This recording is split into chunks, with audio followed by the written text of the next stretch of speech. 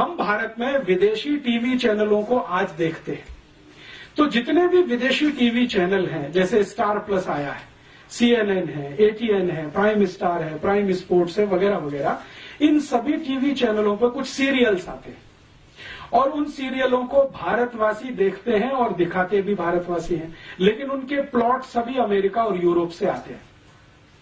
भारत में star plus पे सबसे ज्यादा सीरियल दिखाने वाली एक लड़की है जिसका नाम है एकता कपूर, उसके सबसे ज्यादा सीरियल आते हैं। सौभाग्य से एक बार मुझे उससे बात करने का मौका मिला मुंबई में, तो मैंने उससे एक ही सवाल पूछा कि आपके जितने भी सीरियल हैं, सास भी कभी बहू थी, घर घर की कहानी, तेरी मेरी कहानी, इसकी कहानी, उसकी कहानी, ये सब सीरियल के प्लॉट्स कहां से आते हैं, कहानी कहां से आती है? तो उन्होंने कहा this is all important. Plot तो सभी अमेरिका से हैं, यूरोप से आए हैं, कहानी सब वहां से आई है, उसमें हमने भारतीय पात्रों को फिट करने की कोशिश की है। तो मैंने कहा अब मुझे समझ में आ गया कि आपके सभी सीरियल में माताओं को ही सबसे ज्यादा गालियां क्यों दी जाती है। सास भी कभी बहू थी, आप अगर इस सीरियल को ध्यान से देखें तो इस सीरियल की सभी स्त्री पात्र या माताएं पात्र सबसे ज्यादा दुर्भावना का शिकार है। ऐसे ही कसौटी जिंदगी की या कहानी घर घर की, कोई भी सीरियल देखें, ये सभी सीरियलों को मैं देख नहीं पाता हूं, लेकिन इनकी स्टोरी जरूर पढ़ता हूं मैं, कभी अखबार में आती है, कभी मैगजीन में।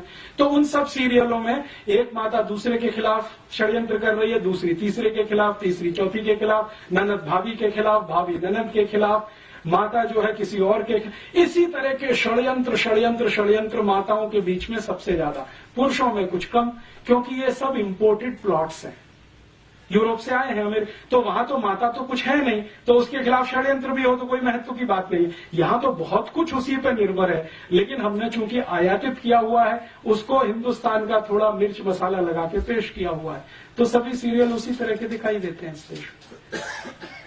चूंकि हम अगर अपनी सभ्यता को ध्यान में रख के कोई सीरियल बनाएं और अपनी मान्यताओं को ध्यान में रख के बनाएं, तो इसके बिल्कुल विपरीत बनेंगे जो आज हम देख रहे हैं या दिखाए जा रहे हैं।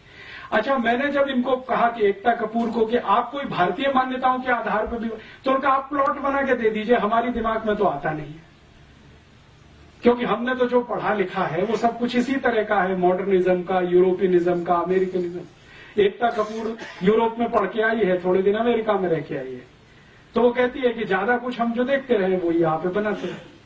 तो इस तरह का होता है, जब आप अंधानुकरण करते हैं, बिना सोचे समझे नकल करते हैं, तो इस तरह का उसमें से कुछ निकलता है। फिर हम अपना सिर पीटते हैं, अरे हमारी संस्कृति का नाश हो रहा है, सभ्यता का नाश हो रहा है। वो तो होगा ही, क्योंकि बिना सोचे समझे तो आप ये सब कर ही रहे हैं।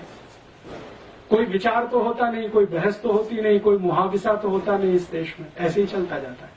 तो एक मात्र सत्तात्मक समाज हमारा, एक पितृ सत्तात्मक समाज उनका। अब कौन अच्छा कौन बुरा इसमें नहीं जाना चाहिए, वो अलग हम अलग। अब अलग अलग मान्यता और सभ्यता के लोग अलग अलग मान्यता और सभ्यता के ही कार्य करेंगे, तभी कुछ अच्छा होगा, नहीं तो उसमें से कुछ खराब ही निकलेगा।